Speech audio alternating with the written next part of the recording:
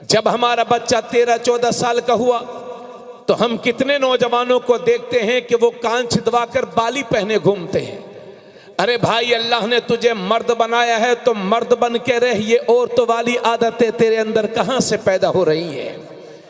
अल्लाह के नबी ने उन मर्दों पर लानत फरमाई है जो मर्दों के स्टाइल को अपनाया करते हैं, करती हैं, और उन मर्दों पर लानत फरमाई है जो औरतों के स्टाइल को अपनाया करते हैं। जो औरतों के स्टाइल को जो मर्द अपनाते हैं उन पर भी लानत, और जो औरतें मर्दों के स्टाइल को अपनाया करती हैं उन पर भी मेरे नबी ने लानत फरमाई है। जब हमारा बच्चा 15-16 साल का हुआ, बाप बेचारा सऊदिया में कमा रहा है, दुबई में कमा रहा है, मुंबई गया हुआ है, कई महीनों कई सालों से घर नहीं आया। पैसे जमा करने के बाद घर भेजता है ताकि मेरे बच्चे मेरी तरह गुर्बत की जिंदगी ना जिए बल्कि खुशहाल जिंदगी जिए। इधर हो ये रहा है कि 1 लाख रुपए 50,000 रुपए का मोबाइल हाथ में है, और जब तक 2 GB डाटा खत्म नहीं हो जाता हमारे बच्चों को चैन की नींद नहीं आती है। माफ करना मगर ये सच्चाई है। आज यहूदी का 15 साल का बच्चा ये प्लानिंग करने में लगा हुआ है कि मुसलमान को सफ़े हस्ती से मिटाना कैसे है, मगर ये हमारा 15 साल का बच्चा है जिसे सही मानों में नमाज तक पूरी याद नहीं है। हजरात आगे बढ़ें। जब हमारा बच्चा, माफ करना इल्ज़ाम नहीं लगा रहा हूँ, जो हालात हैं वो आपकी निगाहों के सामने पेश कर रहा हूँ, और उसके बाद करना क्या है वो भी मैं आप हजरात के सामने पेश करूँगा। हजरात, जब हमारा बच्चा 18 साल का हुआ तो हम अपने नौजवानों को देखते हैं कि 1 लाख की मोटरसाइकिल पर बैठे हुए हैं, 2 गुट के मुंह में दबाए हुए हैं, 2 गुट के जेब में रखे हुए हैं, हाथ में कड़ा पहने हैं, गले में जंजीर पहने हैं, कानों में बाली लगी हुई है, कानों में लीड लगी हुई है, और फटी हुई पैंट पहने हैं। ये कौन है? ये मियाँ भाई हैं। मियाँ भाई माज़अल्लाह ना नमाज पूरी याद है, ना गुस्ल के फ़राइज़ जानते हैं, ना नमाज के फ़राइज़ जानते हैं, ना सही मानों में अपने माँ बाप की फर्माबरदारी करते हैं, ना बड़ों का अदब करते हैं, ना छोटों पर शफ़क़त करते हैं। और माफ़ करना, कभी कभी तो चेहरा देख के नहीं लगता ये किसी मुसलमान का बच्चा है। वज़ा में तुम हो नसारा तो तमद्दुन में हुनूद। ये मुसलमान हैं कि जिन्हें देख के शर्माए यहूद और नारा लगाएंगे ये है मेरे नबी की शान। बच्चा बच्चा है कुर्बान। ओ मेरे भाई, तुम नबी पर कुर्बान कहाँ हो? तुम तो मुंबई के फहशकार पर कुर्बान हो, फिल्मी एक्टर पर कुर्बान हो। उसने हाथ में कड़ा पहन लिया है तो आप भी हाथ में कड़ा पहने घूम रहे हो। उसने गले में जंजीर पहन ली है तो आप भी गले में जंजीर पहने घूम रहे हो। उसने फटी पैंट पहन ली है तो आप भी फटी पैंट पहन करके फटीचर बने घूम रहे हैं। याद रहे, फटी हुए कपड़े पहनना ये नहूसत की अलामत है, और फटे कपड़े को पैबंद लगा करके पहनना ये तुम्हारे नबी की सुन्नत है। अब तुम्हें फैसला करना होगा कि फटे कपड़े पहन करके फटीचर बनना है या हुजूर की सुन्नतों पर अमल करके बेहतरीन मुसलमान बनना है। बाबा, नारे तकबीर, नारे रिसालत, इस्लाहे मुआशरा, उर्से मुक़द्दस। क्या बात हज़रत, बाबा बाबा, जिंदाबाद जिंदाबाद। ए बाबू, थोड़ा सा आवाज और बेहतर कर दो, इसको थोड़ा कम कर दो, आवाज बढ़ा दीजिए। हजरात बोलो, जो मैंने बातें आपके सामने रखी हैं मैं गलत कह रहा हूं, ये सही बोल रहा हूं? आप मुझे बताएं, आप मुझे बताएं। ये है हमारी कौम के नौजवान नस्ल का हाल। हज़रत फिर आवाज बैठ गई है बाबू, वहीं जहां थी वहीं पर कर दो थोड़ा सा, कोई बात नहीं, आप परेशान ना हो, आराम से कर दीजिए। हजरत गिरामी, अरे भाई, वो घर कभी तरक्की नहीं करता जिस घर के नौजवान पस्त हिम्मत, मुर्दा दिल और मेहनत चोर होते हैं। घर और खानदान हमेशा नौजवानों से तरक्की करता है। तो जिस घर के नौजवान अच्छे हैं वो घर तरक्की करेगा, और जिस कौम के नौजवान मुतहर्रिक हैं, फ़आल हैं, मेहनती हैं, वो कौम भी तरक्की करेगी। इसलिए मैं कह रहा हूं नौजवानों, ये तुम्हारे सोने का वक्त नहीं है, ये तुम्हारे जागने का वक्त है, जागने का वक्त है, जागने का वक्त है। तस्वीर का एक रुख आपने समात कर लिया, अब जरा तस्वीर का दूसरा रुख समात कीजिए।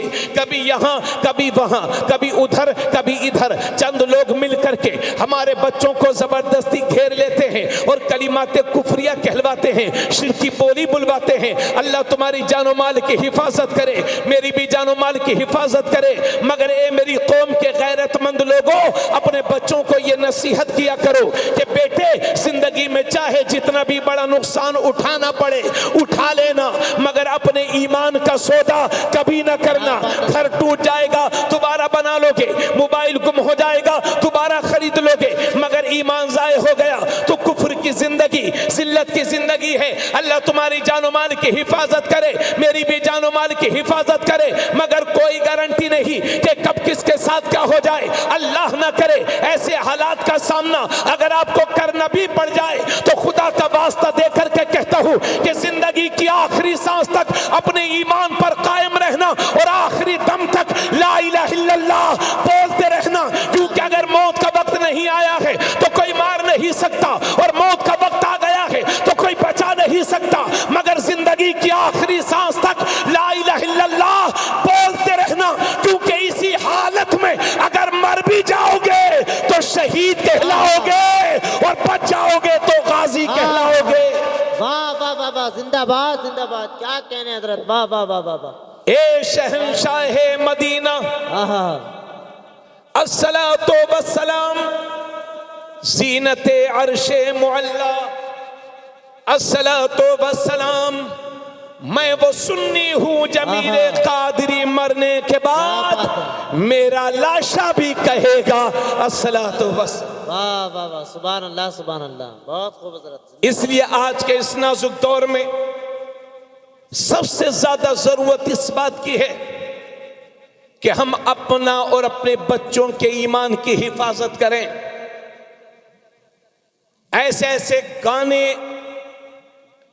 लॉन्च कर दिए गए हैं कि अगर हमने तवज्जो नहीं दी तो हमारे बच्चों के ईमान खतरे में पड़ सकते हैं। ऐसे ऐसे सीरियल तैयार हुए कि सही वक्त पर तवज्जो नहीं दी गई तो बच्चों की ईमानी हालत बिगड़ सकती है। इसलिए हर बाप की यह जिम्मेदारी है कि अपने बच्चों के ईमान की हिफाजत करे। अल्लाह फरमाता है या अय्युहल्लज़ीना आमनू कू अनफुसकुम व अहलीकुम नारा वक़ूदुहा अन्नास वल हिजारा, ऐ ईमान वालों अपने आप को और अपनी औलाद को जहन्नम की आग से बचाओ जिसके ईंधन इंसान और पत्थर है। हजरात, हम कभी कभी जलसों में जब जाते हैं तो हमें कुछ लोग मिलते हैं और कहते हैं कि हजरत सियासी तकरीर मत करना। अरे भाई, हम कोई नेता तो है नहीं जो सियासी तकरीर करेंगे, हमको आती भी नहीं है सियासी तकरीर। मजहबी स्टेज से सियासी तकरीर अच्छी नहीं लगती, मगर मैं अपने सियासी लोगों को भी इतना मशवरा दूंगा कि नेता उतने ही बड़े बनना कि जितने में आपका ईमान खतरे में ना पड़ने पाए। क्या बात हजरत, वरना ऐसी नेतागिरी से कोई फायदा नहीं है कि जो ईमान का सौदा करके हासिल की गई हो। क्या बात हजरत। ये दुनियावी ओहदे आएंगे जाएंगे, ये 5 साल मनसब मिलेगा फिर खत्म हो जाएगा। ईमान आने जाने वाली चीज नहीं है। इसलिए आज के दौर में उर्से मकबूल शाह में एक हेडलाइन दे रहा हूं जिसे याद रखना, ये लोगों आज के जमाने में जान बचाने से ज्यादा ईमान बचाने की फिक्र करो। क्या बात हजरत, वाह वाह वाह वाह। हजरात, इतनी बातें कहने के बाद अब मैं आपसे यह अर्ज करने जा रहा हूं कि आखिर ईमान किसको कहते हैं। अगर मैं ईमान की इस्तिलाही तारीफ करूं तो बहुत ज्यादा वक्त चाहिए। ईमान की तारीफ अगर मैं इस्तिलाही तारीफ करूं तो बहुत ज्यादा वक्त चाहिए और मैं उस लेवल का आलिम भी नहीं कि तब उसका हक अदा कर सकूं। अलबत्ता हमने अपने बुजुर्गों से यह सुना है कि ईमान कहते हैं मोहब्बत रसूल। क्या बात हजरत, थोड़ा सा बोलिए सुभान अल्लाह। ईमान कहते हैं इश्क रसूल को, आहा, ईमान कहते हैं हुजूर से सच्ची मोहब्बत को। और हमारी हुजूर से सच्ची मोहब्बत कैसी होनी चाहिए, हमारा हुजूर से लगाव कैसा होना चाहिए, तो आओ सीखते हैं हजरत उमर रदियल्लाहु ताला अन्हु से। बुखारी शरीफ की हदीस है, मेरे नबी की बारगाह में एक दिन हजरत उमर हाजिर है। मेरे नबी ने इरशाद फरमाया, उमर ये बताओ कि मुझसे कितनी मोहब्बत करते हो। तवज्जो चाहो। क्या बात हजरत, तवज्जो। सुभान अल्लाह सुभान अल्लाह। मेरे नबी ने फरमाया उमर कितनी मोहब्बत करते हो मुझसे।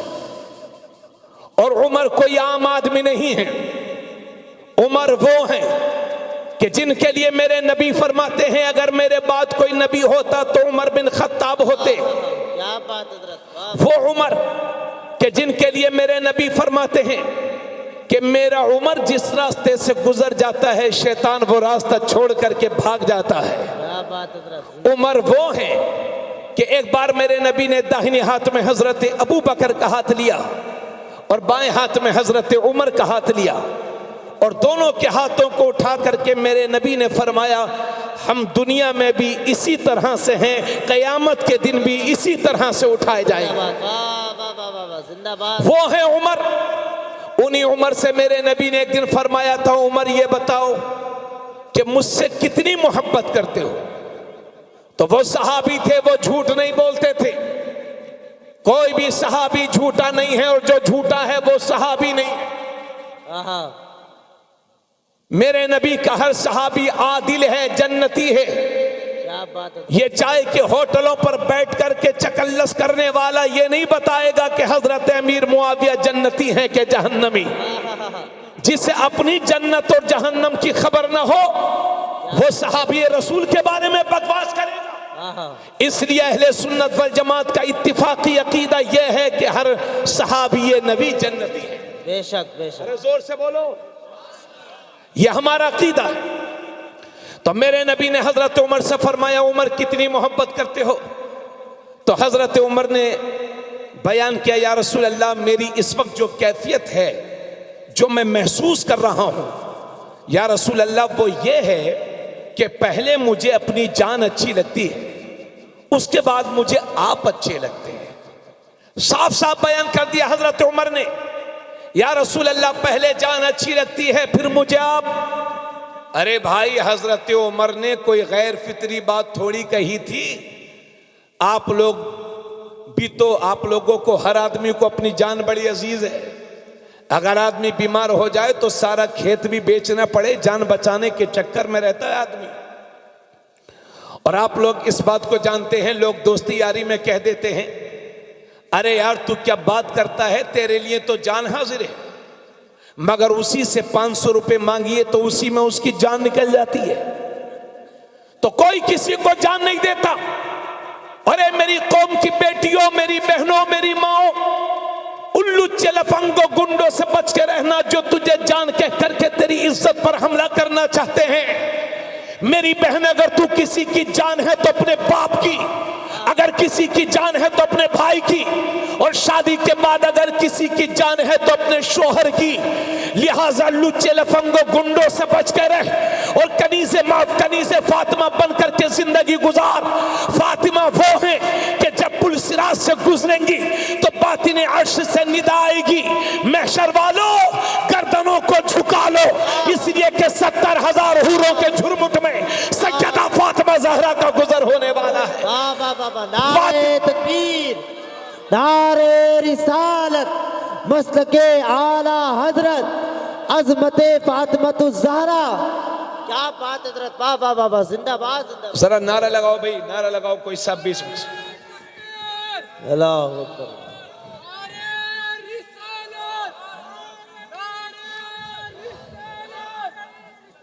या रसूल अल्लाह जिंदाबाद जिंदाबाद जिंदाबाद। माशाअल्लाह माशाअल्लाह। आला हजरत, आला हजरत। क्या बात है। आला हजरत, आला हजरत। जिंदाबाद जिंदाबाद। ताजुश शरिया, ताजुश शरिया, ताजुश शरिया, ताजुश शरिया, ताजुश शरिया, ताजुश शरिया, ताजुश शरिया। अल्लाहु अकबर या रसूल अल्लाह। फातिमा वो हैं कि जिन्होंने मौत के वक्त वसीयत की थी कि ए लोगों मेरे जनाजे को दिन में न उठाना बल्कि रात में उठाना। कहीं ऐसा ना हो कि जनाजा दिन में उठे तो किसी अजनबी मर्द की नजर मेरे जनाजे पर पड़ जाए। वो फातिमा है। इसलिए मेरी बहन सिर्फ फातिमा नाम रखने से काम नहीं चलेगा, जब तक कि उनकी किताबें जिंदगी का मुताला करके अमल नहीं करोगी।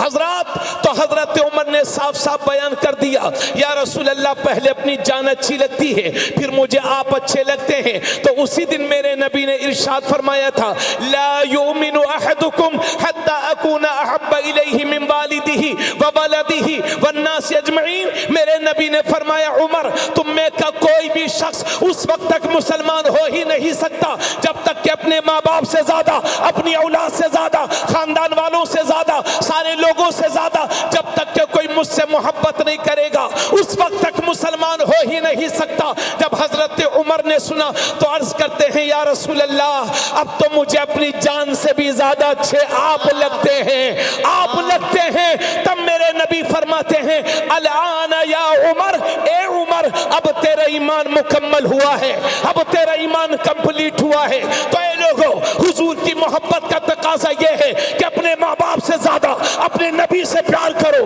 अपनी औलाद से ज्यादा अपने नबी से प्यार करो, रिश्तेदारों से ज्यादा नबी से प्यार करो, सारी दुनिया से बढ़ करके नबी से प्यार करो। और ऐसा प्यार करो, ऐसा प्यार करो कि तुम्हारी जबान भी यही बोले, तुम्हारा दिल भी यही बोले कि करूँ तेरे नाम पे जान फिदा, न बस एक जा दो जहां फिदा, तो जहां से भी नहीं जी भरा, करूं क्या करोड़ों जहां। बात है, जिंदाबाद जिंदाबाद, वाह वाह वाह वाह, बहुत खूबसूरत। सभी हजरात मेरे साथ हाथ उठाएं, कहें लब्बैक या रसूल अल्लाह, लब्बैक या रसूल अल्लाह। अगर हुजूर से मोहब्बत करते हैं तो अदब के साथ हाथ उठा कर बोले, लब्बैक या रसूल अल्लाह, लब्बैक या रसूल अल्लाह, लब्बैक या रसूल अल्लाह, लब्बैक या रसूल अल्लाह, वाह वाह वाह वाह, जिंदाबाद जिंदाबाद। अभी चंद महीने पहले कानपुर की सरजमीन पर वो एक प्यार भरा, मोहब्बत भरा एक नारा बुलंद किया गया था, आई लव मोहम्मद का। बड़ा बदनाम था आई लव, मगर हुजूर की निस्बत ने उसे खुशनाम कर दिया। क्या बात है हजरत। बस एक ही माने में लोग इस्तेमाल करते थे, वही टूटा फूटा बदनाम शुदा। मगर हुजूर से मोहब्बत करने वालों ने बता दिया कि आई लव मोहम्मद। हमें हुजूर की मोहब्बत से कोई नहीं रोकता, दुनिया की कोई ताकत आपको नहीं रोक सकती कि अपने हुजूर से आप मोहब्बत ना करें। मगर यह भी सुन लो, उस शख्स को आई लव मोहम्मद लिखा बैनर उठाने का कोई हक नहीं है जिसने 8 दिन से नमाज ना पढ़ी हो। उस आई लव मोहम्मद कहने का कोई हक नहीं है जो शराब पीता हो, जो जुआ खेलता हो। इसलिए हमें बैनर वाले आशिक नहीं, हमें किरदार के आशिक रसूल चाहिए। जिस दिन अमल और किरदार के आशिक बनोगे, दुनिया तुम्हारे नाम लिखे बैनर उठाने पर फख्र करेगी। क्या बात है, जिंदाबाद जिंदाबाद, हक है हजरत, वाह वाह वाह वाह। अरे भाई, हम ये कहते हैं कि हम अपने लिए नबी के लिए जान दे देंगे। हमारे बहुत सारे स्टेज से कहा जाता है कि कौन नबी के लिए जान दे सकता है। अरे नबी के लिए जान की जरूरत पड़ेगी तो हमारी नस्लों की जानें हाजिर हैं, मगर दुनिया को यह भी बताओ कि मेरा नबी इंसान की जान लेने के लिए नहीं आया था, बल्कि इंसानियत की जान बचाने के लिए आया था। क्या बात है हजरत। हमें इस बात की बहुत खुशी है कि वाकई मुसलमान अपने नबी से बेपनाह मोहब्बत करता है। यही वजह है कि हमारे सामने हमारे बाप का नाम लो तो हम नहीं चूमते, हमारे सामने हमारे पीरो मुर्शिद का नाम जिक्र किया जाए नहीं चूमते, लेकिन जब हुजूर का नाम जिक्र किया जाए सुभान अल्लाह, तो हर मुसलमान दुरूद भी पढ़ता है और अदब से चूम भी लिया करता है। पढ़े ला इलाहा इल्लल्लाह मुहम्मदुर रसूलुल्लाह सल्लल्लाहु अलैहि वसल्लम। ये हमारी हुजूर से मोहब्बत है। मगर मैं फिर ये कहूंगा कि मोहब्बत करो हुजूर से सच्ची, मोहब्बत करो हुजूर से सच्ची। कैसी? आओ आपको बताऊं। अभी मैं रास्ते में मुताला कर रहा था, और ये मुस्लिम शरीफ की हदीस पाक है। अल्लाह के नबी सल्लल्लाहु अलैहि वसल्लम ने एक सहाबी को देखा कि सोने की अंगूठी पहने हुए हैं, गोल्ड रिंग, सोने की अंगूठी पहने हुए हैं। बहुत चल रही है ना सेठ जी लोगों के हाथों में। और दामाद को भी चांदी की अंगूठी दो तो दामाद साहब खुश कब होते हैं? जब तक अंगूठी सोने की नहीं तब तक सही मानों में रिश्ता पक्का भी नहीं। चांदी वाला कब खत्म हो जाए कोई भरोसा नहीं। दामाद जी को गोल्ड रिंग चाहिए, सोने की अंगूठी चाहिए, तो सोने की अंगूठी पर कुर्बान लोगों आओ अपने नबी का नजरिया भी तो देख लो। क्या बात है। एक सहाबी सोने की अंगूठी पहने हुए थे।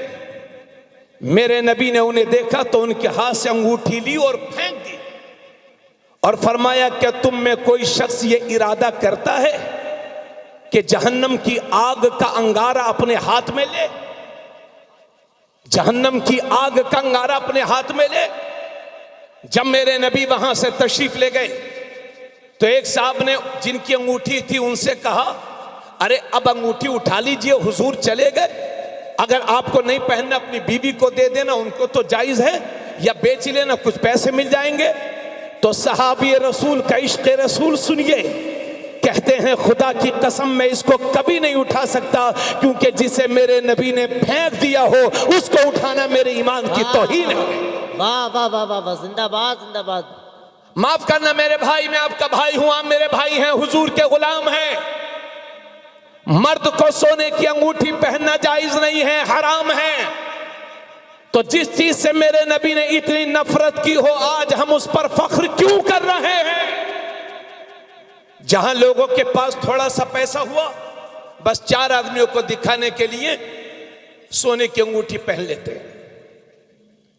बल्कि एक हदीस इजाजत हो, हिम्मत हो आप में सुनने की तो सुना दूं। बोलिए, अगर मैं हजरत गलत बोलूं तो आप इसलाह फरमा देंगे। हजरत बैठे, मैं हजरत से कह रहा हूं कि अगर मैं गलत अर्ज करूं तो हजरत मुझे टोकेंगे। एक सहाबी को अल्लाह के नबी सल्लल्लाहु अलैहि वसल्लम ने देखा, वो पीतल की अंगूठी पहने हुए थे। तो नबी ने फरमाया, क्या बात, तुम में से बुत की बू आ रही है? थोड़ी देर के बाद वो दूसरी अंगूठी लोहे की पहनाए। तो अल्लाह के नबी फरमाते हैं, क्या बात कि मैं तुम्हारे हाथ में जहन्नमियों का जेवर देख रहा हूं। फिर उन्होंने अर्ज किया, या रसूल अल्लाह कैसी अंगूठी पहनूं? तो मेरे नबी ने फरमाया, चांदी की अंगूठी पहनो जो एक मिसकाल को पूरा न कर सके, यानी 4.5 माशा से कम एक नग वाली मर्द को एक अंगूठी पहनना जायज है। उसके अलावा सोने, तांबा, लोहा या चांदी की 2 अंगूठी ये मर्द को नाजायज व हराम है। और औरतें जितना चाहें सोना पहने, जितनी चाहे चांदी पहने। क्या बात है। इसलिए मैं आपसे गुजारिश करता हूं कि जो हमारे भाई, उन्हें मालूम नहीं है, ज्यादा अंगूठी पहना करते हैं, तो आखिर अपने नबी की रूह को हम क्यों तकलीफ दे रहे हैं? एक अंगूठी पहने, वो भी चांदी की, वो भी एक नग वाली, जिसका वजन 4.5 माशा से कम हो। और आप जब रिश्ता पक्का करने जाएं तो लड़के को सोने की अंगूठी ना पहनाएं। हाँ, आप लड़की देखने जा रहे हैं तो लड़की को पहना सकते हैं, कोई हर्ज नहीं है। मैं ये अर्ज कर रहा हूं कि जिस चीज से मेरे नबी ने इतनी नफरत की हो, आखिर हम हुजूर से मोहब्बत का तो दावा करते हैं, मगर हुजूर की बातों पर हम अमल क्यों नहीं करते? बात समझ में आ रही है आप लोगों के? हजरत अली रदी अल्लाह तआला अन्हु एक बार एक सवारी पर बैठते हैं। सवारी पर बैठने के बाद हजरत अली दुआ पढ़ते हैं और मुस्कुराने लगे। तो लोग कहते हैं, हुजूर आप मुस्कुरा क्यों रहे हैं, कोई ऐसी वजह तो है नहीं? तो मेरे नबी ने फरमाया, हजरत अली ने फरमाया कि मैंने नबी को देखा था कि जब वो सवारी पर बैठे थे तो मेरे नबी ने दुआ पढ़ने के बाद मुस्कुरा दिया था, लिहाजा मैं भी मुस्कुरा रहा हूं। सुभान अल्लाह, जोर से बोलो सुभान अल्लाह। आप लोग थक गए क्या, या एडवांस में आराम जमा करके रख रहे हैं ताकि बाद में काम आए? जरा जोर से बोलिए सुभान अल्लाह। सुभान अल्लाह। मगर चल क्या रहा है? चल ये रहा है, सच्चाई है, बात को आप हंसी में लें या हकीकत में लें, मगर सच्चाई ये है कि अगर हमारा बच्चा सुबह सुबह स्कूल जा रहा है, मदरसे जा रहा है पढ़ने के लिए, मदरसा इस्लामिया मकबूलिया मसूदुल उलूम, जहां से हजरत बाबा मकबूल शहीद अलैहि रहमा का फैजान और उनका मिशन जारी होता है, वो मदरसे में बच्चा पढ़ने के लिए आया और सुबह सुबह उसने कहा, माँ जी अस्सलाम वालेकुम। तो माँ बहुत ज्यादा खुश नहीं है, नॉर्मल जवाब देती हैं, वालेकुम अस्सलाम, जाओ बेटा मेहनत से पढ़ना। ऐसे ही है ना। लेकिन जब हमारा बच्चा सुबह सुबह स्कूल जा रहा है तो कह रहा है, दादी जी गुड मॉर्निंग। तो 80 साल की दादी भी बेचारी खुश है, हालांकि न वो मॉर्निंग जानती है न गुड, मगर वो ये समझ रही है कि पोता इंग्लिशमैन है। और जब दोपहर को स्कूल से वापस आया तो कहा, दादाजी गुड आफ्टरनून।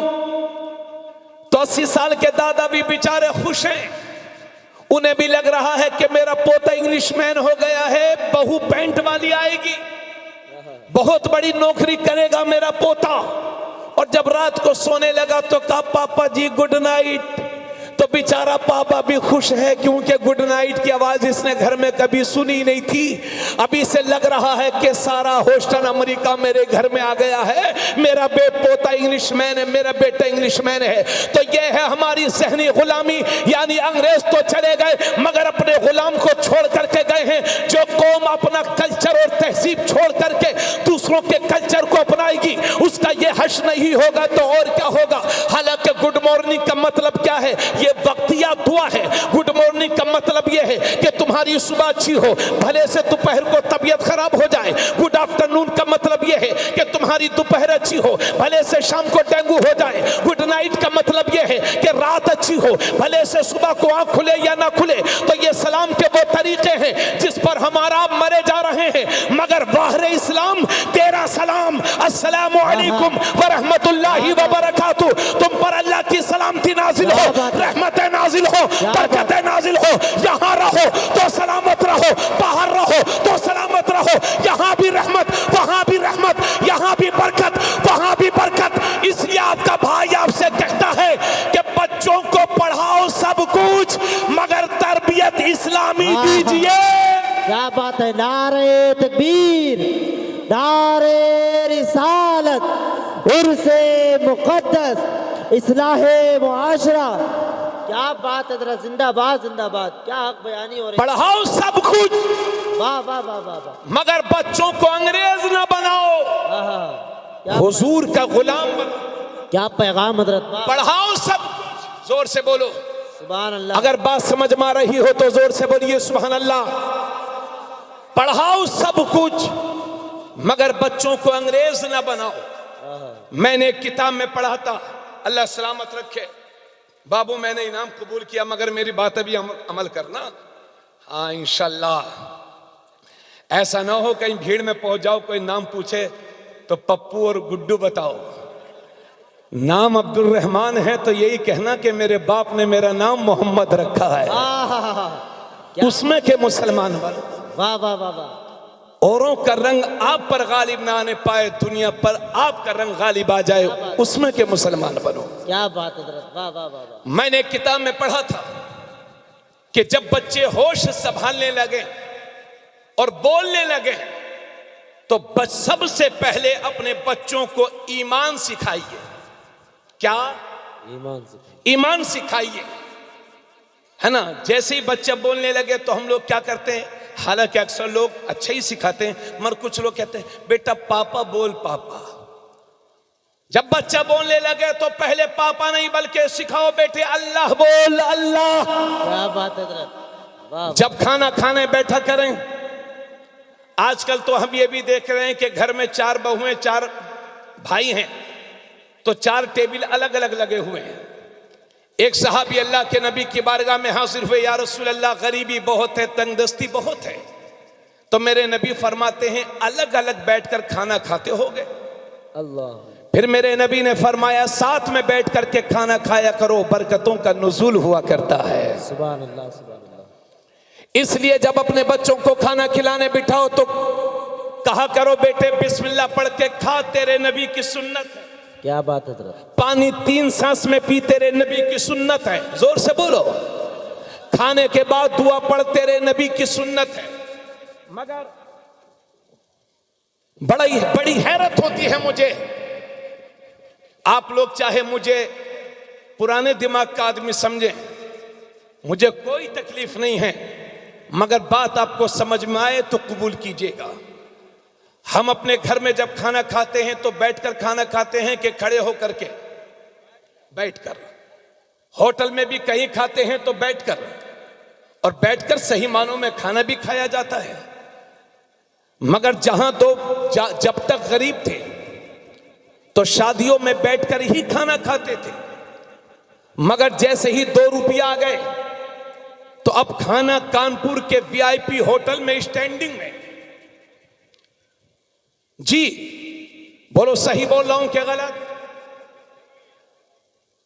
अभी रात में मैं एक जगह गया था, हालांकि मुझे जाना नहीं था, काफी रातों से मैं जग रहा हूं, लेकिन मैं चला गया। हमारे करीबी लोग थे, बाप का 40वां था, 5 नौजवान बच्चे थे, लड़के थे उनके। मैंने उनसे कहा कि मेरे अजीज बच्चों, तुमने गमी में कुरान को याद किया है, मिलाद करा रहे हो, लेकिन जब खुशी हो, तुम्हारी शादी हो, तो फिर इस्लाम को भूल मत जाना। जब हमारे घर में 40वां होता है तो हमें कुरान याद आता है, बाप का जनाजा उठता है तो हुजूर की सुन्नतें याद आती हैं, लेकिन जब अल्लाह आपको खुशी देता है तो फिर अपने रब को और उसके रसूल को क्यों भूल जाते हो?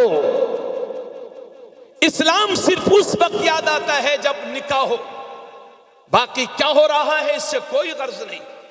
बड़े बड़े दीनदार मुसलमानों को देखा कि वो वीआईपी खड़े होकर के खाना खिला रहे। अरे भाई, बैठकर ही अच्छा से खाना खाया जाता है, तो ये खड़े होकर के कल्चर दुनिया को जाने दो। जिधर जा रही है आप उधर ही चलो जिधर आपके हुजूर ले जा रहे हैं। क्या बात है हजरत, जिंदाबाद जिंदाबाद। अब बहुत सारे लोगों को हमने देखा कि खड़े होकर के खाना खाते हैं तो कभी कभी बेचारों की पैंट खसकने लगती है, तो प्लेट संभालें कि पैंट संभालें। इसलिए बेहतर यह है कि इन बनावटी इज्जतों से बाहर निकलें और बैठ करके खाना मेरे नबी की सुन्नत है।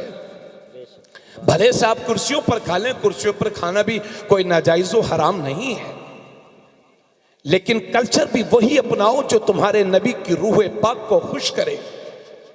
बात मेरी समझ में आ रही है भाइयों आप लोगों को?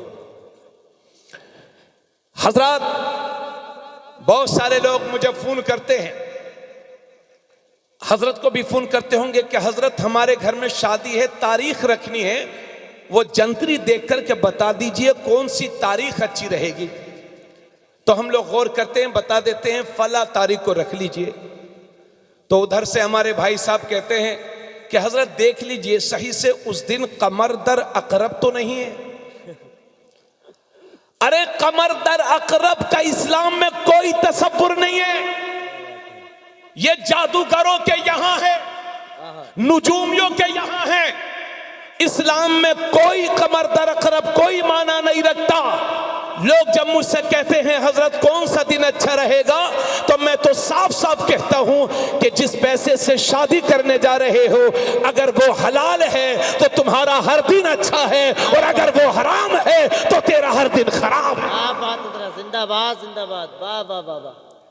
हजरत गिरामी, इसलिए मैं आपसे गुजारिश करूंगा कि ये दुनियावी कल्चर से बाहर निकले और हुजूर की सुन्नतों पर अमल की कोशिश करें। इतनी बातों के बाद अब आइए जरा आगे बढ़ें। मेरे करीब में काजी शहर कानपुर तशरीफ फरमा है।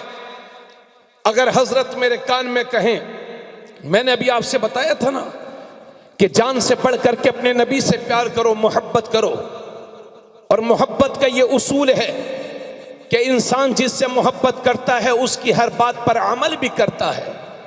आप अपने बाप से मोहब्बत करते हैं, अपनी माँ से मोहब्बत करते हैं, अपनी बीवी से मोहब्बत करते हैं, तो उसूल मोहब्बत का ये है कि उनकी हर बात पर अमल भी करें जब तक वो काम खिलाफे शरा ना हो।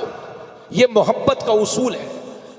तो जब हम हुजूर से जान से बढ़ करके मोहब्बत करते हैं तो उस मोहब्बत रसूल का तकाजा यह है कि हम हुजूर की हर बात पर अमल भी करें। अब हजरत काजी शहर कानपुर मेरे करीब में बैठे हैं, अगर हजरत मुझे हुक्म फरमाए मौलाना साहब ये बोल दीजिए, मैं ना मानूं तो दोबारा मुझसे कहेंगे कि हजरत ये भी बोल दीजिए, फिर भी मैं ना मानूं तो तीसरी बार मुझसे कहेंगे हजरत मैं ये कह रहा था ये भी बोल दीजिए, फिर भी मैं ना मानूं तो बोलो ये नाराज होंगे कि नहीं?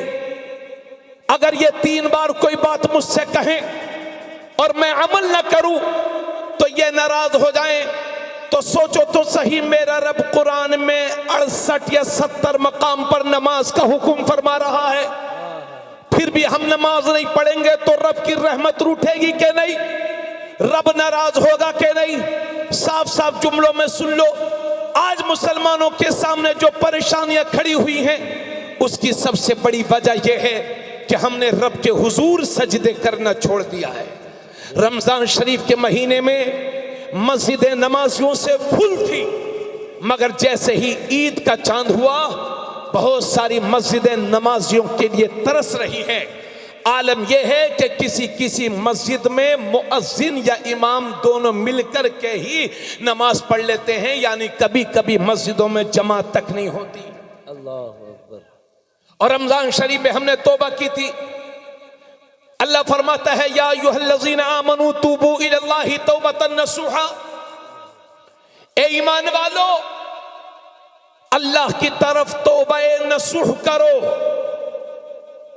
हमने तौबा की थी कि परवरदिगार आलम हम ईद के बाद भी इसी तरह से नमाजें पढ़ते रहेंगे जिस तरह से रमजान के मुबारक महीने में पढ़ रहे हैं, मगर हम तौबा से फिर गए और बदअमली हमने फिर शुरू कर दी। इसलिए अल्लाह फरमाता है ईमान वालो अल्लाह की तरफ तौबा नसूह करो। तौबा नसूह उस तौबा को कहते हैं कि जिसको करने के बाद इंसान गुनाहों की तरफ ना पलटे। जिस तरह से थन से दूध निकलने के बाद दूध थन में वापस नहीं हो सकता, कमान से तीर निकलने के बाद तीर वापस नहीं हो सकता, जबान से लफ्ज निकलने के बाद वापस नहीं हो सकता, इसी तरह से तौबा नसूह करने के बाद इंसान गुनाहों की तरफ नहीं पलटता। आओ आओ उर्से मकबूल शाह में आए हो तो खाली हाथ वापस ना जाओ, अपने माजी के गुनाहों से तौबा करके जाओ। और कभी भी नमाज को हल्का फुल्का मत समझना, कभी नमाज में 20-25 मिनट आधा घंटा लग जाए तो ये मत समझना कि वक्त बर्बाद हो रहा है। इस्लाम और कुफ्र के दरमियान सबसे बड़ा फर्क नमाज ही का तो है। मुशरिक की पहचान यह है कि वो दरबदर झुकता है और मोमिन की पहचान यह है कि वो सिर्फ खुदा के लिए झुकता है। इसलिए आओ लोगों, नमाजों की तरफ कदम बढ़ाओ, नमाजों का एहतमाम करो। जिस तरह से हमें जिस्मानी सेहत के लिए सुबह नाश्ते की ज़रूरत पड़ती है, दोपहर में शाम में खाने की ज़रूरत पड़ती है, इसी तरह से रूहानी पाकीज़गी के लिए हमें नमाज पंजगाना का एहतमाम करने की ज़रूरत है। आइए अहादीस रसूल सुनिए। अल्लाह के नबी सल्लल्लाहु अलैहि वसल्लम फरमाते हैं, मेरे नबी फरमाते हैं जब तुम्हारा बच्चा 7 बरस का हो जाए, जब तुम्हारा बच्चा 7 साल का हो जाए, अरे मेरी माँ बहनों, जिस तरह से मर्दों पर नमाज फ़र्ज है इसी तरह से औरतों पर भी नमाज फ़र्ज है। अलावा उन चंद दिनों के जिन दिनों में औरतों को हैज़ आता है, माहवारी खून आता है, या बच्ची की पैदाइश के बाद जो खून आता है जिसे निफास कहते हैं, जब तक वो खून आ रहा है तो उस मुद्दत में औरतों पर नमाज माफ़ है। बाकी जिस तरह से पूरी ज़िंदगी मर्दों पर नमाज फ़र्ज है, इसी तरह से मेरी माँ बहनों आप पर भी नमाज फ़र्ज है। अल्लाह के नबी सल्लल्लाहु अलैहि वसल्लम इरशाद फरमाते हैं कि जब तुम्हारे बच्चे 7 बरस के हो जाएं, 7 साल के हो जाएं, तो अपने बच्चों को नमाज का हुक्म करो। और जब तुम्हारे बच्चे 10 साल के हो जाएं तो उन्हें मार मार करके नमाज पढ़ाओ। जब तुम्हारे बच्चे 10 साल के हो जाएं तो उन्हें मार मार करके नमाज पढ़ाओ, लेकिन डंडे से नहीं मारना है, तमाचा मार देना है, डांट देना है। हालांकि ये उलमा जानते हैं कि 10 साल के बच्चे पर नमाज फर्ज नहीं होती, मगर इतनी ताकीद के साथ इसलिए हुक्म दिया जा रहा है ताकि जब बचपन ही से नमाज की आदत रहेगी तो बालिग होने के बाद नमाज छोड़ने का ख्याल भी ना कर सकेगा। अल्लाह के नबी सल्लल्लाहु अलैहि वसल्लम फरमाते हैं, भाई सुने आप लोग, थोड़ी तवज्जो कीजिए, है ना, थोड़ी सी दिल लगा के सुनिए। मैं ये नहीं कहता कि मेरी तकरीर इनकलाब बर्पा कर देगी, मगर जबान से निकले हुए 2 जुमले भी मेरे रब ने कबूल फरमा लिए तो मेरी नस्लों की और आप सबकी नस्लों की मगफिरत के लिए वो काफी होंगे। इसलिए मेरे अजीज, तूफान नूह लाने से ए चश्मे फायदा, 2 अश्क ही बहुत हैं अगर कुछ असर करें। फिर से सुन लीजिए, मेरे नबी फरमाते हैं, जब तुम्हारे बच्चे 7 बरस के हो जाएं तो उन्हें नमाज का हुक्म करो, और जब तुम्हारे बच्चे 10 साल के हो जाएं तो उन्हें मार मार करके नमाज पढ़ाओ, और जब तुम्हारे बच्चे 10 साल के हो जाएं तो उनके सोने के बिस्तर अलग अलग कर दो। 10 साल उम्र होने के बाद कोई भी भाई अपनी बहन के साथ ना सोए, कोई भी बहन अपने भाई के साथ न सोए। बच्चों की उम्र 10 साल हो जाए, उनके सोने के बिस्तर अलग अलग कर दीजिए। तो मेरे नबी फरमाते हैं, जब तुम्हारा बच्चा 7 साल का हो जाए तो नमाज का हुक्म करो। मगर वो क्या हुक्म करेगा मेरे भाई, जिसने जुम्मे के दिन से खुद ही नहीं पढ़ी? अल्लाहु अकबर। क्या हुक्म करेगा वो? अरे घरों में रात के 2 बजे तक टीवीओ के जरिए से सीरियल देख रहे हैं और फिर उम्मीद करते हैं कि हमारे घरों में बरकतें हों। सुबह के 9-10 बजे तक सोने की आदत और फिर बरकत का तसव्वुर करना।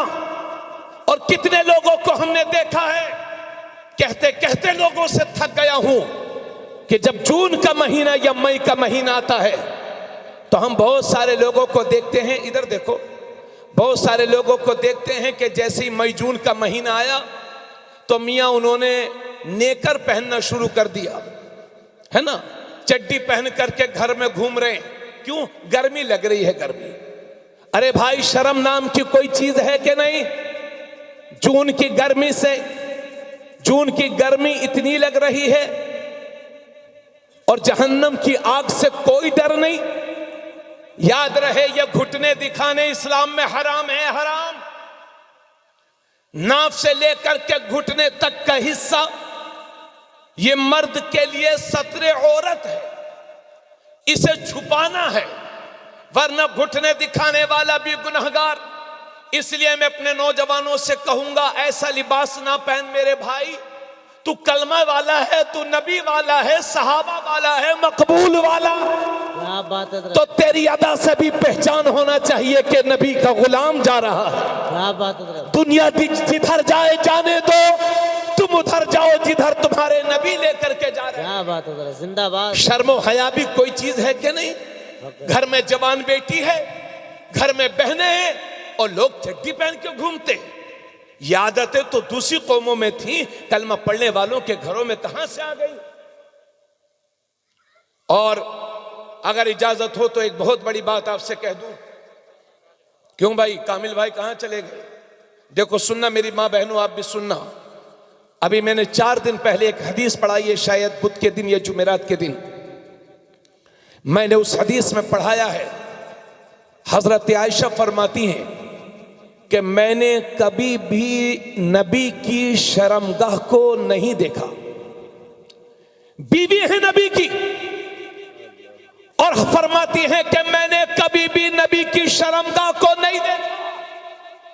और एक हदीस और पढ़ी थी मैंने, उसमें है कि नबी ने कभी भी हजरत आयशा की शर्मगाह को नहीं देखा और न हजरत आयशा ने नबी की शर्मगाह को देखा।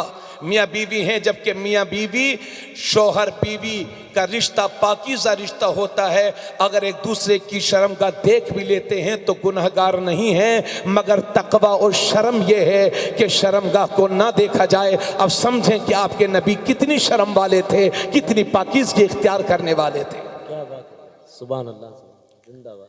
इसलिए माफ करना मेरी बहनों, मेरी भी बहनें हैं, बेटियां हैं, माएँ हैं, इसलिए हमारे बुजुर्गों ने कहा है कि जो मियां बीवी बरहना हो करके नंगे हो करके जिमा करते हैं तो उनके घरों में बेशर्म औलाद पैदा होती है। जब सरहदों की शरीयत की सरहदों से आगे बढ़ोगे, जब तुम्हारी इब्तिदा ही खराब है, तो फिर ये उम्मीद क्यों करते हैं कि तुम्हारा बेटा बड़ा होने के बाद वली बनेगा, जब तुम्हारी इब्तिदा ही खराब है। हमारे बुजुर्गों ने कहा है जो अपनी बीवी से सोहबत करते वक्त बातें करता है तो उसकी औलाद के गुंगा होने का खतरा है। इसलिए शरीयत की हदों से ना बढ़ो आगे, हया करो। इंशाल्लाह आप मई जून की गर्मी में या कभी कभी मैं जनवरी और दिसंबर की सर्दी देखता हूं, जब तो करता हूं या अल्लाह ये साल भर जनवरी और दिसंबर ही होता ताकि लोग गुनाहों से तो बचते।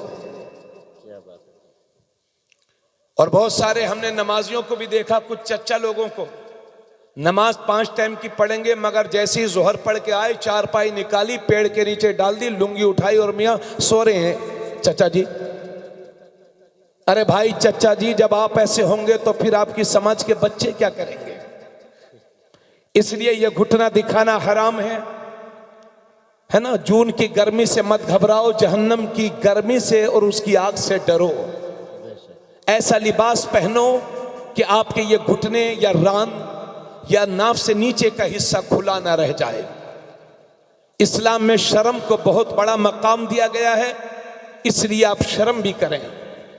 आका करीम सल्लल्लाहु अलैहि वसल्लम फरमाते हैं जब तुम्हारे बच्चे 7 वर्ष के हो जाएं तो उन्हें नमाज का हुक्म करो, और जब 10 साल के हो जाएं तो उन्हें मार मार करके नमाज पढ़ाओ। और मेरे नबी ये भी फरमाते हैं कि जो सुबह सुबह बाजार की तरफ जाता है वो शैतान का झंडा लेकर के जाता है, और जो सुबह सुबह मस्जिद की तरफ जाता है तो वो अल्लाह के दीन का झंडा लेकर के जाता है। अब ये फैसला आपको करना होगा कि सुबह उठने के बाद आपको शैतान का झंडा उठाना है या अपने नबी के दीन का झंडा उठाना है। आका करीम सल्लल्लाहु अलैहि वसल्लम ने हजरत अली से फरमाया था, ए अली, 3 कामों में कभी देर मत करना। जब नमाज का वक्त हो जाए तो नमाज की अदायगी में कभी देर मत करना। जब जनाजा तैयार हो जाए तो नमाज जनाजा पढ़ने में कभी देर मत करना। और जब किसी बेवा का विधवा का मुनासिब रिश्ता मिल जाए तो उसका निकाह करने में देर मत करना। फिर सुन लीजिए, मेरे नबी ने हजरत अली से फरमाया था, ए अली, 3 कामों में कभी देर मत करना। जब नमाज का वक्त हो जाए तो नमाज की अदायगी में देर मत करना। जब जनाजा तैयार हो जाए तो उसकी नमाज जनाजा पढ़ने में देर मत करना। और जब किसी बेवा का विधवा का मुनासिब रिश्ता मिल जाए तो उसका निकाह करने में देर मत करना। ये मेरे नबी ने हजरत अली से फरमाया था।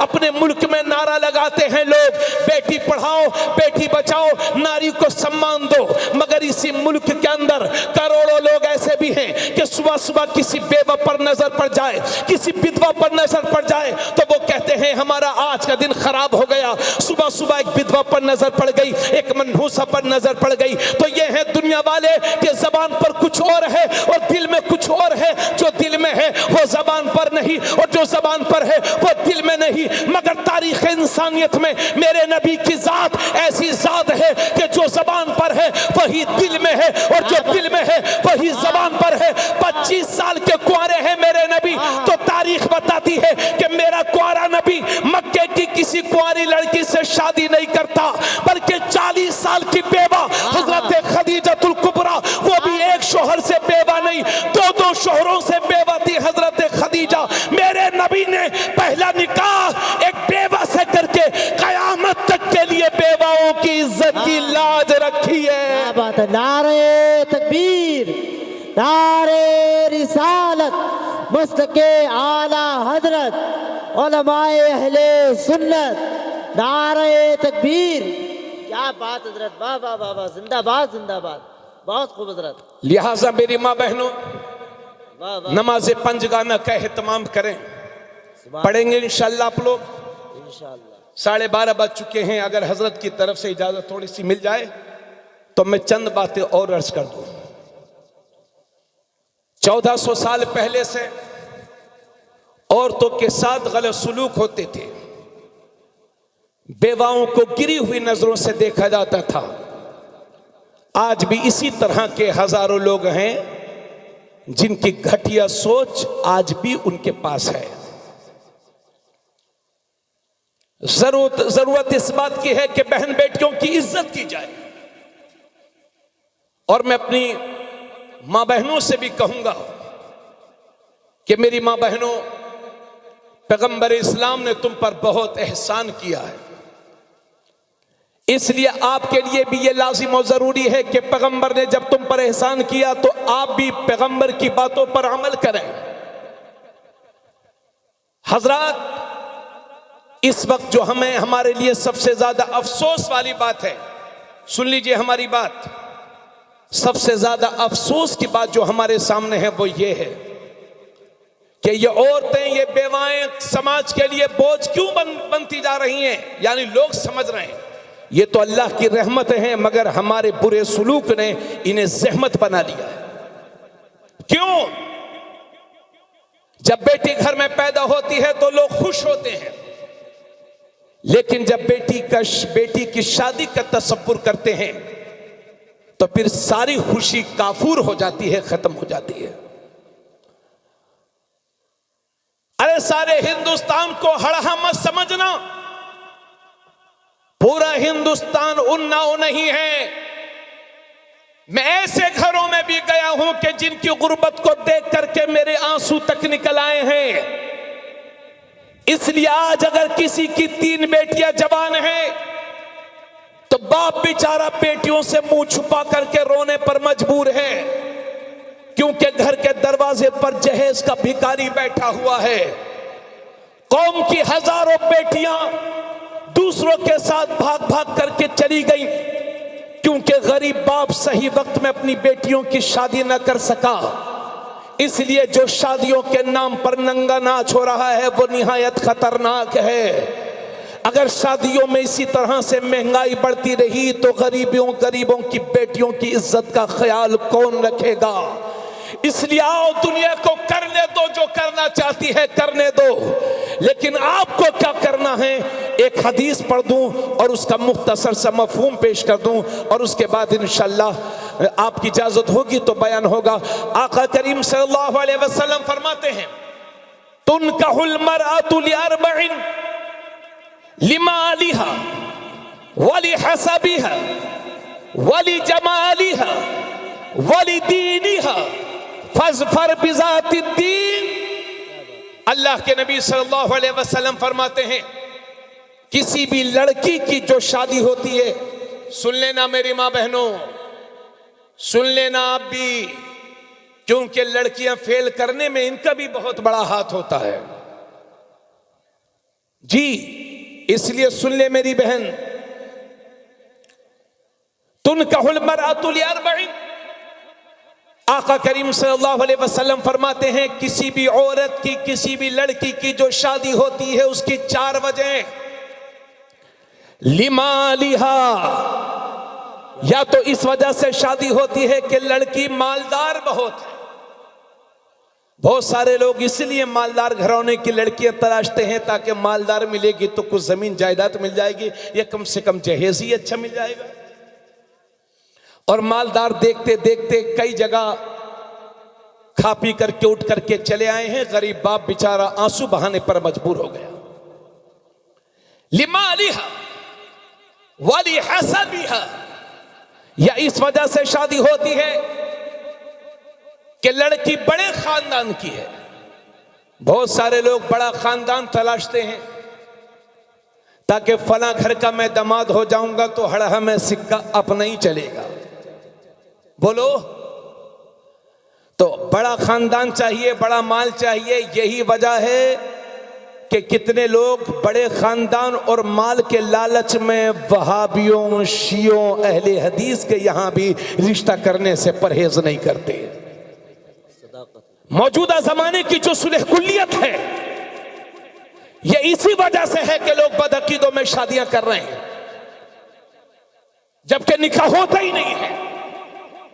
जिसका हुजूर से वास्ता नहीं, जिसे हुजूर से मोहब्बत नहीं, या जो हुजूर की तौहीन का तसव्वुर भी कर ले, उसके ईमान के बारे में कुछ कहा नहीं जा सकता। और हुजूर की तौहीन करने वाला तो मुसलमान ही कब है। मौजूदा जमाने की सुलह कुलियत इसी वजह से है। मैं कई खानदानों को जानता हूं जो सुन्नी थे, मगर बदअकीदों में शादी करने की वजह से बदअकीदों का उनके घर आना जाना शुरू हुआ। नतीजा यह हुआ कि उस खानदान के अकीदे भी बिगड़ गए। इसलिए बदअकीदों को न बेटी दो न बेटी लाओ, क्योंकि जब बेटी लेकर के आएंगे तो कल को जब ससुर साहब आएंगे तो उन्हें घर से भगा पाओगे। इसलिए ताजुश शरिया फरमाते हैं सुन्नियों ही में शादी करो, ये वहाबी नहीं फैमिली के लिए। क्या बात है, वाह वाह वाह, जोर से बोलो सुभान अल्लाह, क्या बात है। तो इस वजह से शादी होती है कि लड़की मालदार बहुत है या बड़े खानदान की है, ली वली जमालिहा, या इस वजह से शादी होती है कि लड़की खूबसूरत बहुत है। बाज लोग तो खूबसूरत देखने के चक्कर में मालूम नहीं कितने परेशान हो जाते हैं, अपना नहीं देखते कि हमारा वाला कैसा है, बस हूर चाहिए। इसके वजन पर आप कुछ और भी जोड़ सकते हैं, बस हूर तलाश रहे हैं, अपना कैसा है ना। कलमा भी नहीं पढ़ा जाता लोगों से सही से। हम लोग इस्तिग़फ़ार करवाते हैं तो कुछ लोग कान में कहते हैं हज़रत वो ज़बान लड़खड़ाती है, थोड़ा धीरे धीरे पढ़ा देना। हाँ, इल्लिल्लाह बोलते इल्लिल्लाह, अरे भाई इल्लिल्लाह नहीं इल्लल्लाह है। तो मैं ये अर्ज कर रहा था कि अपना नहीं देखते हैं, अपना कैसा है, बस हूर चाहिए। तो किसी भी लड़की की जो शादी होती है उसकी चार वजह, लिमाली है, वली हसबी है, वली जमाली है, या तो माल की वजह से, या बड़े खानदान की वजह से, या खूबसूरती की वजह से। चौथी बात नबी फरमाते हैं वली दीनिहा, या तो दीन की वजह से शादी होती है। नबी फरमाते हैं फज़फर बिज़ाति दीन, तुम दीनदार लड़की निकाह में लाओ, कामयाब हो जाओगे। वाह वाह वाह वाह, जोर से बोलो, पूरा मजमा बोले सुभान अल्लाह। सुभान अल्लाह। हजरात, इसलिए मैं कहता हूं अगर बदअकीदा है कोई लड़का, अगर 5 लाख रुपया भी तनख्वाह है, या सूद खाता है कोई लड़का, 10 लाख रुपया भी तनख्वाह है, कमाई है महीने की, तो उससे खेत का वो मजदूर अच्छा है जो 500 कमाता है मगर मेरे नबी का सच्चा आशिक है। वाह वाह वाह वाह। इसलिए दीन को तरजीह दो, बेशक। रिश्तेदारी करते वक्त दीन को तरजीह दो। एक वाक़या सुन लेना, समझ में आ जाएगा कि हम क्या हैं और हमारे अमल क्या हैं। चलो हजरत उमर की बारगाह में। वो उमर जिनकी शान मैंने आपके सामने बयान कर दी, उनकी आदत थी कि रात में गश्त किया करते थे, बस्ती के चक्कर लगाते थे। सुनना बेटा, रात में गश्त किया करते थे, कहीं कोई रो तो नहीं रहा है, किसी ने किसी पर जुल्म तो नहीं किया है, कोई भूख की वजह से तड़प तो नहीं रहा है। हजरत उमर की आदत थी कि गश्त किया करते थे।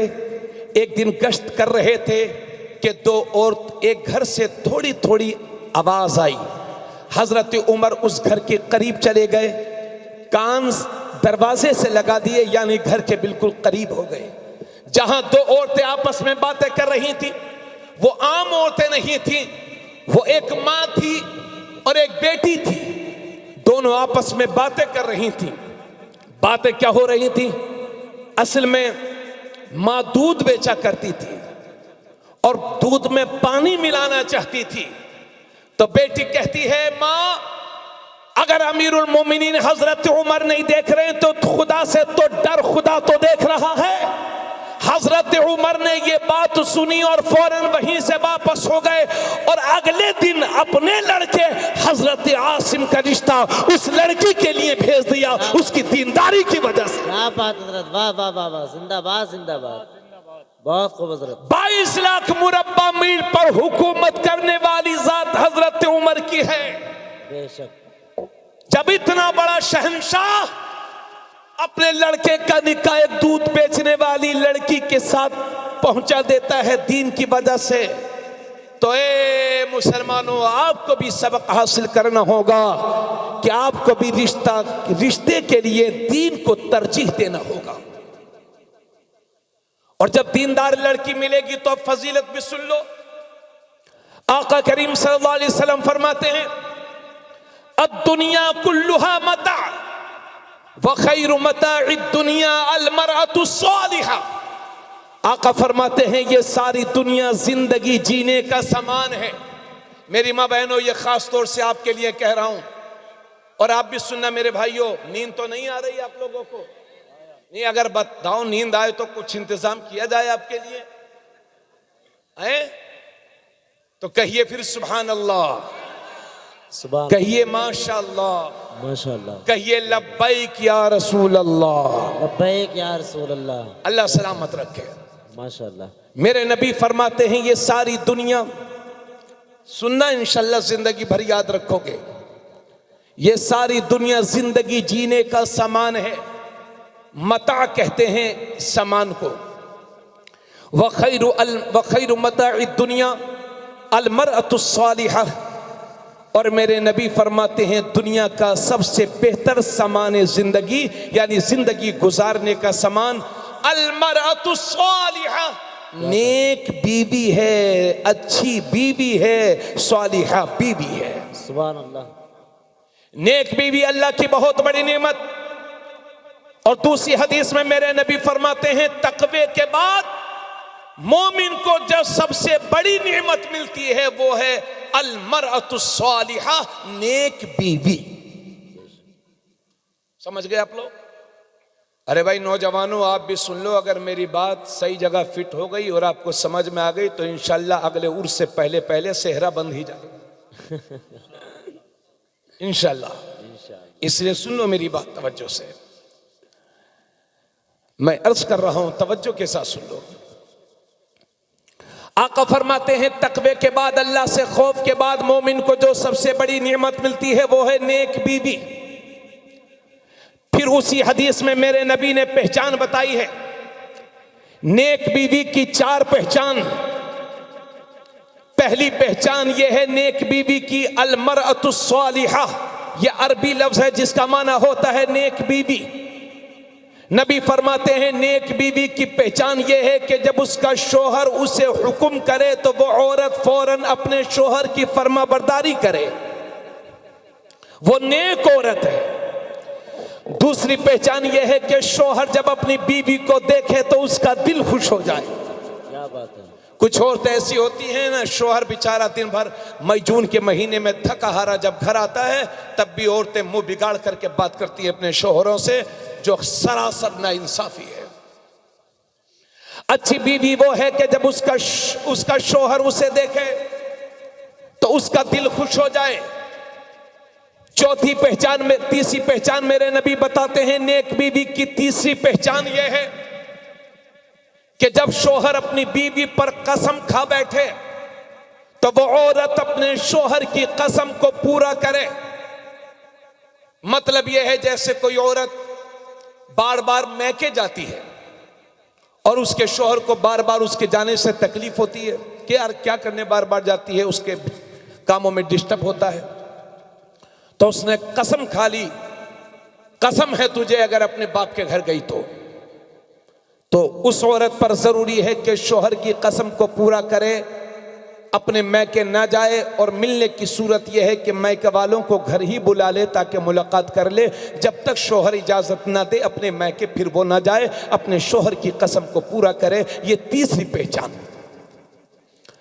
चौथी पहचान मेरे नबी फरमाते हैं कि जब शोहर किसी काम के लिए या बिजनेस के लिए या काम करने के लिए घर से बाहर चला जाए तो वो औरत अपनी इज्जत नफ्स की और अपने शोहर की माल की हिफाजत करे, तो वो नेक बीवी है, नेक बीवी है। क्योंकि बहुत सारी औरतों को देखा गया है कि जब शोहर बेचारा बाहर चला जाता है ताकि गुर्बत दूर हो, और उधर उसकी बदचलन बीवी न जाने कितने मर्दों से नाजायज ताल्लुकात बना लेती है। वो मेरठ का हत्याकांड जहां एक औरत ने अपने शोहर के कई टुकड़े करके उसको नीले ड्राम में पैक कर दिया था। ये इसी बदचलनी का नतीजा था। अभी 6 महीने पहले मैंने एक अखबार में पढ़ा था, वो शामली का एक नौजवान था जिसका नाम सलमान था। 3 बच्चों के साथ नहर में कूद करके मर गया। बाद में जब मैं खबर की तफसील में गया तो पता चला कि वो शोहर अपनी बीवी के नाजायज ताल्लुकात से परेशान था। बाद में तहकीक की गई तो उस औरत के 3 अलग अलग गांव के अलग अलग मर्दों से नाजायज ताल्लुकात थे। नतीजा यह हुआ कि शोहर भी गया, 3 बच्चे भी डूब करके मर गए और वो खुद भी जेल की हवा खा रही है। ये नाजायज ताल्लुकात तेरे घर को बिगाड़ देंगे मेरी बहन। तू कनीज़े फातिमा है, शोहर की वफादार बन के रहे, इसलिए अच्छी बीवी अल्लाह की बहुत बड़ी नेमत है। और मेरे नबी ये भी फरमाते हैं कि जिसे 3 चीजें मिली वो इंसान बड़ा खुशनसीब है। जिसे 3 चीजें मिली वो इंसान बड़ा खुशनसीब है। अच्छी बीवी, अच्छा मकान, अच्छी सवारी। और नबी फरमाते हैं ये इंसान की बदबख्ती से है कि उसे 3 चीजें मिली, बुरी बीवी, बुरी सवारी और बुरा मकान। जिसको मिले वो इंसान की बदबख्ती से है। और अच्छी बीवी, अच्छा मकान, अच्छी सवारी जिसे मिल जाए, मेरे नबी फरमाते हैं वो खुश नसीब है। सुभान अल्लाह, सुभान अल्लाह। हजरात गिरामी, आप मुझे बताइए क्या आप में से किसी ने जहन्नम को देखा है? यकीनन नहीं देखा और देखने की तमन्ना भी नहीं है। हम वकीना अज़ाब अन्नार की दुआ करते हैं, अल्लाह हमें जहन्नम की आग से बचा। मगर जून की गर्मी का एहसास तो वही करेगा ना जिसने जनवरी की सर्दी को भी महसूस किया हो। यही वजह है कि एक मौका वो भी आएगा कि जन्नतियों के लिए जहन्नम की तरफ एक खिड़की खोली जाएगी ताकि वो जहन्नम का नज़ारा देख लें कि अगर बुरे अमल करते तो हम भी वहीं होते। इसी तरह से जहन्नम वालों के लिए जन्नत की तरफ एक खिड़की खोली जाएगी कि देखो अच्छे अमल करते तो हम भी जन्नत में होते। तो गर्मी का एहसास भी उसी को होगा जो सर्दी देख चुका हो। तो हजरात, ए लोगों, आपने जहन्नम तो नहीं देखा मगर जहन्नम के नजारे इस दुनिया ही में देखना चाहते हो तो उन घरों में चले जाओ जहां मियां बीबी आपस में लड़ते रहते हैं, नाखुश रहते हैं, संगे मरमर में रहते हैं मगर सुकून नहीं मिलता। और अगर जन्नत के नजारे इस दुनिया ही में देखना चाहते हो तो उन घरों में चले जाओ जहां मियां बीबी आपस में खुश रहते हैं, छप्पर के नीचे होते हैं मगर जन्नत का मजा आया करता है। वाह वाह वाह वाह, नारे तकबीर, नारे रिसालत, मसलके आला हजरत उर्से मुक़द्दस अल्लामा तबरेज़ आलम साहिब किबला, नारे तकबीर। क्या खूबसूरत पैगाम हजरत, वाह वाह वाह वाह। इसलिए मेरी बहन नेक बन के रहो। वाह वाह वाह। अरे मेरे भाई, जब नेक लड़कियां तलाशोगे तो फिर आपको अच्छी बीवी मिलेगी। अगर अच्छी बीवी के साथ साथ किस्मत से, यानी दीन के साथ साथ आपको किस्मत से माल और खानदान और जमाल तीनों मिल जाए तो आप किस्मत वाले हैं, वरना दीन को तरजीह दो। बस खत्म हो गई मेरी तकरीर, आखिरी मरहले में है, रिजल्ट आपके सामने पेश कर रहा हूं। अगर हम नेक दीनदार रिश्ते तलाशेंगे तो हमारी कौम की वो बच्चियां जो बेरहरवी का शिकार हो गई हैं वो भी इंशाल्लाह सुधरेंगी इंशाल्लाह। क्योंकि जब उन बच्चियों को मालूम होगा कि बिगड़ी हुई लड़कियों के रिश्ते जल्दी नहीं होते तो मजबूरन उन्हें भी अच्छा बनना पड़ेगा। इसलिए आओ बेहतर मुआशरे की तरफ कदम बढ़ाओ और हजरात नेक लड़कियां तलाशो और कम खर्चों में शादी मुनक्किद करो। कम खर्चों में। ये जो जमीन बेच बेच के आप जहेज दे रहे हैं ना, कहीं ऐसा ना हो या आने वाली नस्लों के लिए बहुत मुश्किल हो जाए। आज जमीन बेच करके जहेज के भिखारियों की डिमांड पूरी कर देंगे तो क्या कल को आपकी नवासियां और पोतियां नहीं होंगी? आगे महंगाई भी बढ़ जाएगी, जमीन भी बिक जाएगी, तब क्या करेंगे? कहीं ऐसा ना हो कि सही वक्त पर शादी ना करने की वजह से हमारी बेटियां भागने पर मजबूर हो जाएं।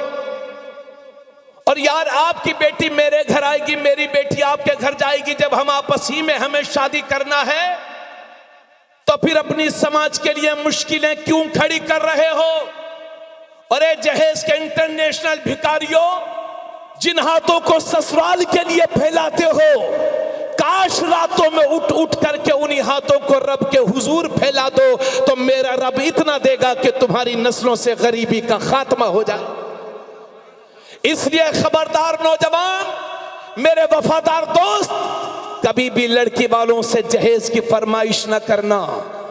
गरीब से गरीब बाप भी, गरीब से गरीब बाप भी ये नहीं चाहता, तवज्जो चाहूंगा, गरीब से गरीब बाप भी ये नहीं चाहता कि मेरी बेटी खाली हाथ मेरे घर से रुखसत हो।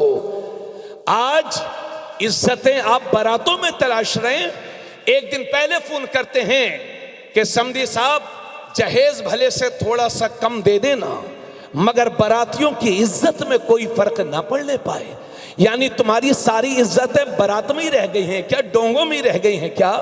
चिकन फ्राई में तुम्हारी इज्जतें समाई हुई हैं। अल्लाह फरमाता है वलिल्लाहिल इज्जतु वली रसूलिही वलिल मोमिनीन। इज्जत अल्लाह के लिए है, इज्जत रसूलुल्लाह के लिए है, और इज्जत हर मुसलमान के लिए है। जब तुम्हें खुदा ने हमेशा के लिए मुअज़्ज़ज़ बनाकर भेजा है, तो बारातों में क्यों इज्जतें तलाश रहे हो? क्या बात हजरत, वाह वाह वाह वाह। बेटियों वालों को रोने पर मजबूर न करो। और सुन लो, अगर 20 लाख खर्च करोगे तब भी निकाह ही होगा, 1 लाख खर्च करोगे तब भी निकाह ही होगा। चाहे कर्ज में डूब करके कर लो या कम खर्चों में खुशी बखुशी। क्या बात है हजरत। आप ये समझते हैं कि जिसमें 4 पहिया गाड़ी हो, 10 रंग के खाने हो, वो शादी बहुत अच्छी है। जिस नबी का हम और आप कलमा पढ़ते हैं, वो नबी फरमाते हैं इन्ना अअज़मन निकाह बरकतन ऐसरुहु मूना, बेशक सबसे ज्यादा बरकत वाली शादी वो है जो कम से कम खर्च में मुनक्किद हो जाए। सुभान अल्लाह, सुभान अल्लाह। बोलो, थोड़ा सा बोलो। मुझे मालूम है ये उर्स का मौका है, मैं तो चाह रहा था कि औलिया अल्लाह की शान में तकरीर करूं, मगर करामत आप बहुत सुन चुके। जरूरत है मुआशरे की इस्लाह की, बेशक, और आपके लिए ये जरूरी है, हमारे लिए जरूरी है। मैं भी सिर्फ बोल रहा हूं, अमल भी करूंगा इंशाअल्लाह, ये मेरा आपसे वादा है। अक्सर लोग आपस में शादी करते हैं, रिश्तेदारों में शादी करते हैं, तो क्यों अपने लोगों के लिए परेशानी आप खड़ी कर रहे हो? इसलिए बास फैमिली छोटी होती हैं, बास फैमिली बड़ी होती हैं। 200 जाने वाले हों तो 100 जाइए, 100 जाने वाले हों तो 50 जाइए, 50 जाने वाले हों तो 25 जाइए, कम से कम जाइए। घर वाला जो खुशी से खिला दे, खा करके लड़की लेकर के अपने घर आ जाइए और अपनी हैसियत के मुताबिक वलीमा कीजिए। बस यही है इस्लाम में निकाह का तसव्वुर। जब मौला अली का नाम आता है, सैयदा फातिमा नाम का ज़हरा का नाम आता है, तो हर मुसलमान ईमान वाला तड़प जाता है। मगर मालूम है आपको, जब हजरत अली की हजरत सैयदा फातिमा के साथ शादी हुई थी, तो मेरे नबी ने वलीमा किया था हजरत अली का। चूंकि हजरत अली बचपन ही से मेरे नबी के घर में रहते थे, तो मेरे नबी ने वलीमा किया हजरत अली का। वलीमे में आने वालों को सिर्फ खजूरें और पानी पेश किया था। मेरे नबी का ये अमल उम्मत को ये बताने के लिए काफ़ी है कि जब तुम्हारा नबी सब कुछ होते हुए कम से कम खर्च में वलीमा कर रहा है, तो उम्मत के लिए ये भी ज़रूरी है कि वो भी निकाह में, वलीमे में सादगी इख्तियार करें। उम्मीद है भाई, ये ज़माना महंगाई का है। आज तो हर आदमी अपने घर में भी महंगे से महंगा खाना खाता है। तो मैं ये नहीं कहता कि बिल्कुल लोगों को जो है भूखे पेट वापस भेज दो, ना, उनका ख्याल रखो, खिदमत करो, ज़ियाफत करो, मगर फजूल खर्ची ना करो। कम खर्चों में शादी कीजिए। और डांस बाजे का जो तसव्वुर है, ये 20-20 लड़के मुसलमानों की शादियों में, बारातों में जो जा रहे हैं ना डांस करने, अरे मेरे भाई, तुझे कुछ काम भी है कि नहीं है? खाली डांस करने ही सीखा जिंदगी में? तूने और कुछ भी सीखा है? वुजू करने सही से नहीं आता चला है डांसर बनने? क्यों मजाक उड़वा रहे हो पूरी कौम का? इसलिए 100 बातों की एक बात सुन लो, मेरी तकरीर खत्म। शादियों पर कम खर्च करो और पढ़ाई पर ज्यादा खर्च करो। इसलिए कि आने वाला वक्त जिहालत का वक्त नहीं है, आने वाला वक्त इल्म का वक्त है। जब मेरे नबी पर जो पहली वही नाजिल हुई, अल्लाह ने फरमाया इक़रा बिस्मि रब्बिकल्लज़ी खलक़ खलक़ल इंसान मिन अलक़ इक़रा व रब्बुकल अकरम अल्लज़ी अल्लम बिल कलम।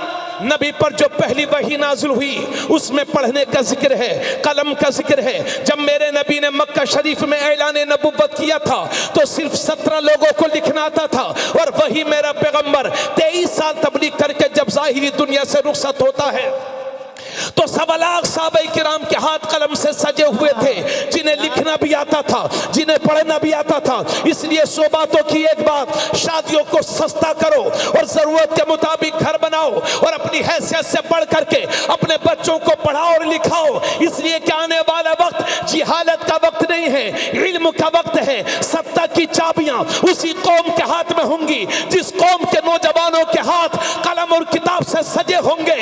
अगर इसी तरह से सोते रह गए तो कहीं ऐसा ना हो कि हमेशा के लिए सुला दिए जाओ। इसलिए उठो, बेदार हो जाओ, कपड़े पुराने पहनने पड़े पहन लो, रोटियां सूखी खाना पड़े खा लो, मगर याद रहे तुम्हारे बच्चे जाहिल ना रहने पाए। और यह भी याद रखना कि दुनिया की सारी यूनिवर्सिटीज, दुनिया के सारे कॉलेजेस, दुनिया के सारे स्कूल्स ये डिग्री होल्डर बनाते हैं और कुरान बेहतरीन इंसान बनाता है। इसलिए सब कुछ पढ़ाइए मगर अपने बच्चों को कुरान जरूर पढ़ाइए। वाह वाह वाह वाह, जिंदाबाद जिंदाबाद हजरत। अब मैं उर्स मकबूल शाह रहमा रदियल्लाहु ताला अन्हु की मौके पर आप सबको मुबारकबाद पेश करता हूं। हड़हा कस्बा बड़ा मशहूर है। हमारे कामिल भाई ने बताया कि इस गांव में सभी धर्म के लोग मोहब्बत के साथ रहते हैं।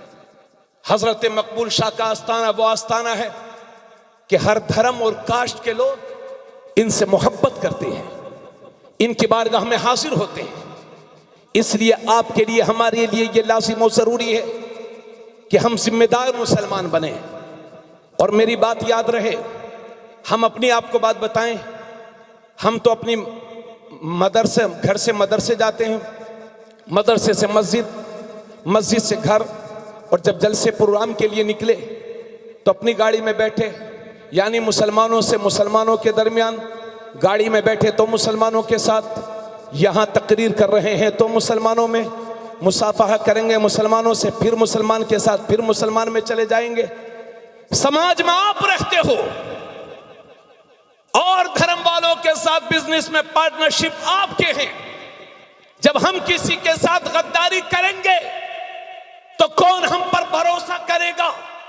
कहीं ऐसा ना हो कि हमारी बदअमलियों की वजह से कोई हमारे मजहब को गाली दे। अगर तुम्हारे पड़ोस में किसी भी धर्म का कोई भी बंदा रहता है तो खुदारा तुम्हारी वजह से उसकी माल और उसका जान खतरे में ना पड़ने पाए। अगर मार्केट में दुकान करते हैं तो इतनी ईमानदारी से काम कीजिए कि दूसरी कौमों को यकीन हो जाए ये रसूलुल्लाह वाला है, घाटा तो उठा लेगा मगर किसी के साथ धोखा नहीं करेगा। क्या बात है। शराब और नशे से इतनी दूर हो जाओ, इतनी दूर हो जाओ कि दूसरी कौमों की माएं अपने बच्चों से कहें जा बेटे किसी मुसलमान के बच्चे से दोस्ती कर ले ताकि तेरी नशे की आदत छूट जाए। अरे मेरी बहन, पर्दा तेरे घर की पहचान है, हिजाब तेरी शान है।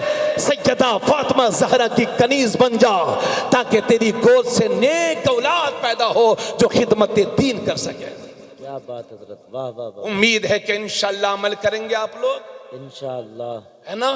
मौत जिंदगी का कोई भरोसा नहीं।